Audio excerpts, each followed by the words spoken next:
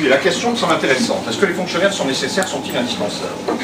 Évidemment, dans une assemblée comme celle-là, la question peut sembler complètement absurde, provocatrice et inutile. Et pourtant, elle est intéressante parce qu'il y a plein d'endroits dans lesquels cette question est posée sérieusement. Vous voyez, je vais prendre un exemple. Je me suis retrouvé dans une émission en radio, dans un débat contradictoire, avec un clone de Christine Lagarde. Une jeune fille promise à un grand avenir, qui doit avoir une trentaine d'années, et qui vous explique que les fonctionnaires détruisent l'État. Et c'est intéressant parce qu'en entendant les arguments qui vous sont avancés, ils sont d'ailleurs déroutants et déstabilisants tellement ils sont grossiers. En gros, c'est quoi? Vous avez en face de vous quelqu'un qui vous explique que les fonctionnaires jouissent de droits que les autres n'ont pas et que c'est inadmissible. Qu'ils veulent s'accrocher à leurs 35 heures, que ce serait bien qu'ils en fassent 28 avant d'en réclamer 35. Qu'en fait, ils ont un droit de grève et que c'est inadmissible parce que lorsque le pays ne va pas, c'est parce qu'ils le bloquent. Parce que lorsqu'il y a un problème sur les retraites, ils se permettent de bloquer les décos et ils se permettent de paralyser le pays. Parce que lorsque les travailleurs qui se lèvent tôt le matin et qui veulent se coucher tard le soir et qui doivent se coucher tard le soir veulent prendre le train, ils ne peuvent pas. Et qu'ils attendent sur un quai, que c'est insupportable. Parce que les enfants qui vont à l'école, souvent ils n'ont pas de professeur, parce que les professeurs tirent au flanc, parce que etc. etc. etc. Et vous voyez, pour ces gens-là, les fonctionnaires sont de trop. Mais derrière, il y a une idée. Et cette idée derrière est la suivante. Il faut casser ce qui constitue la fonction publique, c'est-à-dire le statut des fonctionnaires. Parce qu'en cassant le statut, on casse l'emploi. Et en cassant l'emploi, on revient au 19e siècle où, en gros, un employeur pourra vous dire « J'ai besoin de toi, je prends, j'ai plus besoin de toi, tu dégages. » Et on ne discute pas. Et il n'y a plus de garantie, et il n'y a plus de droit du travail, et il n'y a plus aucune perspective possible pour quelques travailleurs employés, ou même cadres d'ailleurs, dans ce pays. Voilà donc. Donc la question, vous voyez, elle est absurde ici, mais elle n'est pas globalement absurde. Moi, je voudrais, dans ce que je vais vous dire, aborder 3 points. 1. Pourquoi, de mon point de vue, les services publics sont une nécessité? Ça a été largement dit, je ne vais pas rajouter grand-chose, vous donner quelques exemples. 2. Dans quel état sont les services publics et pour quelles raisons politiques ils sont dans cet état? Alors là, je dois vous dire qu'on va peut-être se fâcher, vous aurez le droit de m'engueuler, mais je vais vous dire des choses qui peut-être ne seront pas vraiment sympathiques pour tout le monde. Enfin, comme c'est ce que je crois, et qu'on est là pour débattre, et pas pour avoir des accords de façade, eh ben on va se le dire, et si vous devez m'engueuler, vous m'engueulerez, j'accepte volontiers. Et enfin, troisièmement, c'est un certain nombre de pistes pour l'avenir qui pourraient être dégagées. Alors si vous voulez le premier point, je vais aller vite, pourquoi les services publics sont indispensables? Moi, pour mon livre, j'ai fait un tour de France, un peu partout. Et qu'est-ce que vous constatez? Vous constatez que là où les services publics sont mis à mal, ils n'existent plus, et c'est très pratique comme question. La vie n'est plus possible. Lorsque vous allez par exemple en Bourgogne, où à Clamecy, un hôpital de proximité a été fermé, où les salles de classe sont en voie d'être supprimées ou d'être réduites, lorsque vous n'avez plus de poste dans une commune sur 2, lorsque l'énergie coûte trop cher pour que tout le monde en bénéficie parce que EDF a été privatisé, lorsque vous mettez tout ça bout à bout, bien qu'est-ce qui se passe? Il se passe que lorsque vous êtes des personnes âgées, vous ne pouvez pas y vivre, parce que vous avez besoin de soins, et que les soins ne sont plus sur place, et lorsque vous êtes jeune et que vous avez des mômes, vous ne pouvez pas y vivre, parce que vos mômes ils doivent aller à l'école. Donc ça veut dire concrètement que cette politique sur les services publics, qui sont indispensables, c'est une politique non pas d'aménagement, mais de destruction du territoire sur lequel nous sommes. Et c'est ça l'enjeu. Et puis la deuxième question, elle est sans doute plus philosophique, et pour moi elle est plus importante. Les services publics, ce sont les piliers de la République. Les services publics, ce ne sont pas des outils malléables et corvéables à merci, ce sont les piliers. Les services publics sont ceux qui assument l'égalité dans la République. Ce sont ceux qui permettent d'atteindre les objectifs de solidarité. Les services publics, c'est les garants de la laïcité. Les services publics, c'est ce qui donne un sens au mot de fraternité. Les services publics, c'est ce qui permet à la République d'être sur pied. Vous cassez les services publics, vous liquidez la République.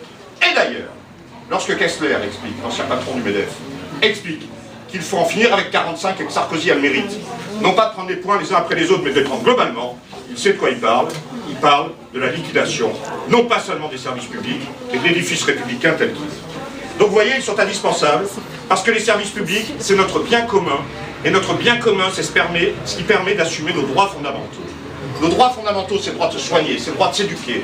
Nos droits fondamentaux, c'est le droit d'échanger, c'est le droit de se déplacer. Nos droits fondamentaux, c'est le droit de se loger. Nos droits fondamentaux, ce sont tous ces droits que permettent d'assurer pour le plus grand nombre les services publics. Si vous les cassez, un petit nombre y accédera, mais la plus grande majorité n'y aura plus de droit. Donc c'est la République qui sera menacée. Alors le deuxième point, si vous voulez, dans quel état ils sont et pourquoi? On ne va pas se les cacher, c'est pas parce qu'on les aime bien qu'on va se dire que tout va bien. Les services publics vont à mon sens très mal. Et il ne faut pas se le cacher du tout, il faut partir d'un principe de réalité. Ça ne sert à rien de se raconter la vie telle qu'on voudrait qu'elle soit, il faut partir de la vie telle qu'elle est. Les services publics, ils ne vont pas bien, et il y a des raisons. Et dans ces raisons, je pense qu'il y a des responsabilités largement partagées. Voyez-vous, je crois que si Sarkozy avait tout inventé, ce serait assez simple. on dirait, dès 2012, donc c'est mal barré parce que le patron du FMI, à la place du Sarkozy, je ne suis pas sûr que pour les services publics soit génial. Enfin, passons. Cela étant, on pourrait dire, après tout, 2012 est une échéance qui est incontournable et qui va régler le problème. Malheureusement, c'est pas ça. Parce que le problème, il est bien antérieur, vous voyez. Je pense qu'il y a à gauche et à droite des consensus mortifères qui ont mis les services publics dans l'état dans lequel ils sont. Et il faut venir sur ces consensus. Parce que les responsabilités de la droite, tout le monde a tombé d'accord ici, et on va se quitter tous bons amis, il y a des responsabilités à gauche qui sont fondamentales dans l'état dans lequel se trouvent aujourd'hui, en 2011, les services publics, et il faut qu'on les aborde, parce que si on ne les aborde pas maintenant, demain, il n'y a aucune garantie que ça ne se reproduira pas. Alors allons-y. Il y a des consensus mortifères, pour moi le premier consensus mortifère, c'est la question des déficits. On nous dit qu'il y a des déficits, donc on ne peut plus payer. Alors faut être clair. S'il y a des déficits, c'est vrai qu'on ne peut plus payer. Et si on part des déficits, il faut arrêter de se raconter des histoires. Il faut réduire la voilure, donc il faut liquider des services publics. Il faut liquider la dépense publique. Parce que comment vous faites? Si vous n'avez plus les moyens, vous ne pouvez plus. Donc, quelle est la réalité des déficits? Vous voyez, je pense que partir des déficits, c'est s'enfermer dans une escroquerie intellectuelle, financière et sociale qui aboutit à la liquidation. Alors revenons sur la question des déficits. Dans les 30 dernières années, l'INSEE nous dit que les richesses produites sont équivalentes en France à 5,7% du PIB. Les dépenses publiques à 5%. Ça a été donc multiplié, pas 5,7%, pardon. Les richesses produites ont été multipliées par 5,7 du PIB et les dépenses publiques par 5. Ce qui veut donc dire que les dépenses publiques ont moins augmenté que les richesses. Donc la question, c'est pas le déficit en soi.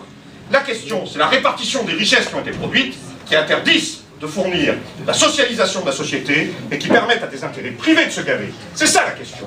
La question des déficits est donc une escroquerie. Bien sûr qu'il y a déficit à partir du moment où vous piquez dans le pot de confiture, vous mettez tout d'un côté et vous dites de l'autre il n'y a plus rien. Ah oui, là il n'y a plus de confiture. Le problème c'est que le pot il est plein et donc la question c'est de savoir comment c'est réparti. Donc la question c'est la question des classes sociales, c'est la question des intérêts sociaux, c'est la question du capitalisme de la société dans laquelle on est.